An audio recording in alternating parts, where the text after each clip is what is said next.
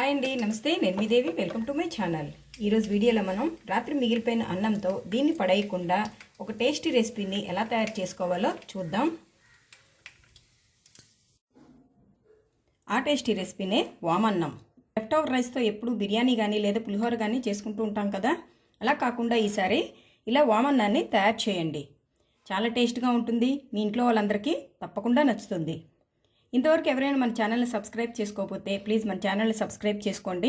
మరి ఆలస్యం చేయకుండా ఎంతో టేస్టీగా ఈజీ డైజెషన్కి సపోర్ట్ చేసే ఈ వామన్నాన్ని ఎలా తయారు చేసుకోవాలో ఇప్పుడు మన వీడియోలో చూసేద్దాం.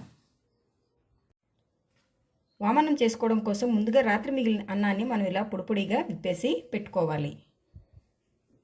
ఇప్పుడు కడాయిలో 2 టేబుల్ స్పూన్ల ఆయిల్ వేడెక్కిన తర్వాత ఇందులో కొద్దిగా మినప్పప్పు, ఆవాలు, శనగపప్పు వేసేసి పప్పులన్నీ ఎర్రగా అయ్యేంత వరకు ఫ్రై చేసేసుకోవాలి.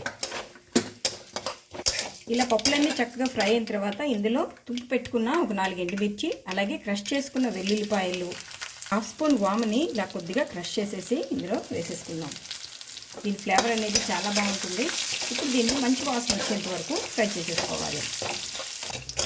ఇలా వాముతో తయారు చేసుకున్న అన్నాన్ని తినడం వల్ల మనకి డైజెషన్ కూడా క్లియర్ అవుతుంది. హెవీగా ఏదైనా ఫుడ్ తీసుకున్న తర్వాత కూడా మనం అన్నంతో ఇలా చేసుకొని తింటే మనకి చక్కగా డైజెషన్ అనేది బాగుంటుంది.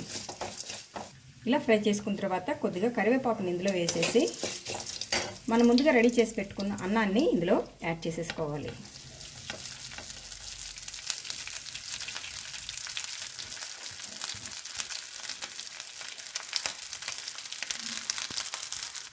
ఇలా యాడ్ చేసుకున్న తర్వాత మీ టేస్ట్కి సరిపడా సాల్టు,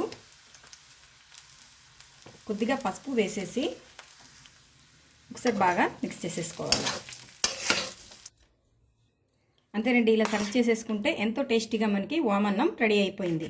లెఫ్ట్ ఓవర్ రైస్తో ఎప్పుడు మనం చేసుకునే పులిహోర అలాగే బిర్యానీలే కాకుండా ఇలా వామన్నం కూడా తయారు చేసుకుంటే చాలా టేస్ట్గా ఉంటుంది.